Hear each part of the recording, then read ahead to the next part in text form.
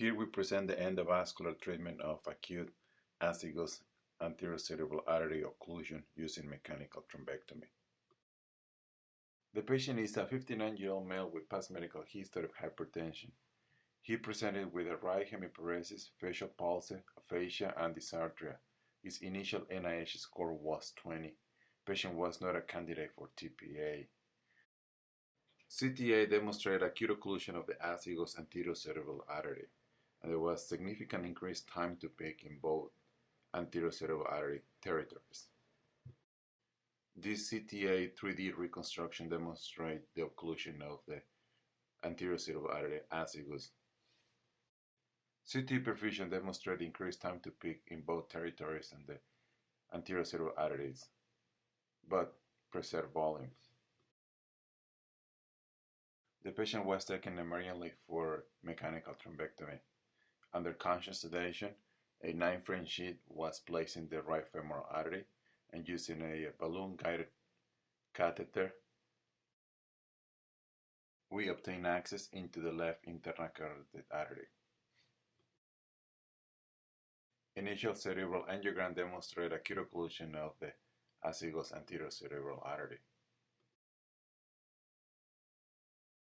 Using the triaxial system that consists of a microwire, microcatheter, and intermediate reperfusion catheter, intracranial access into the internal carotid artery was obtained. The intermediate reperfusion catheter was then slowly and carefully advanced intracranially into the cavernous portion of the internal carotid artery.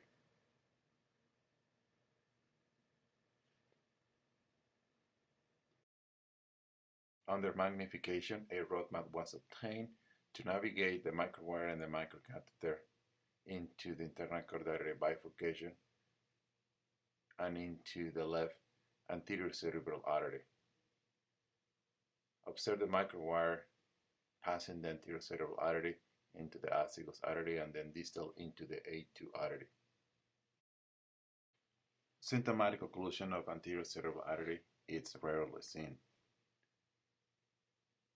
Once we have access into the A2s, we pass the wire into the distal portion of the pericallosal artery, followed by the microcatheter.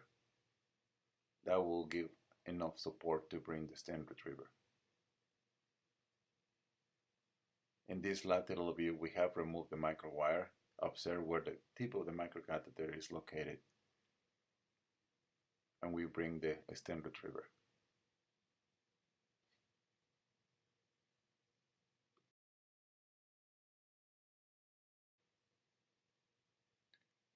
The stent retriever is slowly deployed by holding in place and removing or unsheathing the microcatheter. Observe the stent retriever in this picture. After 4 or 5 minutes, under aspiration and after we inflate the balloon at the guide catheter to create flow arrest, the aspiration catheter is removed under suction, and both the stent retriever and aspiration catheter are removed simultaneously. Removing the stent retriever can be painful to patients at times.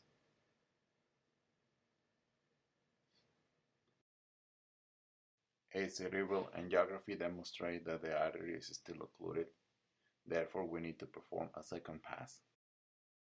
Similarly, on the roadmap and magnification, the microwire and the microcatheter are navigated again into the pericallosal artery.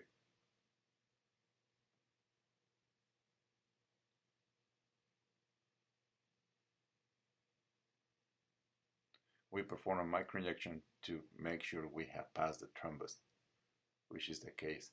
Now if you observe, we have a different stent retriever. This one has markers every 5 millimeters. We bring the stent retriever up to the tip of the microcatheter.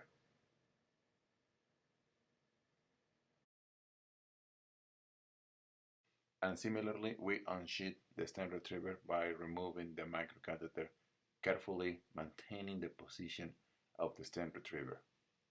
Observe how the markers demonstrate that the stent retriever is being deployed at opening successfully. While we have the stent retriever, we perform a cerebral angiography to demonstrate we obtain revascularization of the artery. And similarly, under flow arrest and direct aspiration, we remove the stent retriever and the reperfusion catheter. Cerebral angiography is performed, demonstrating complete revascularization of the azygos anterior cerebral artery. We obtain a TK3 score.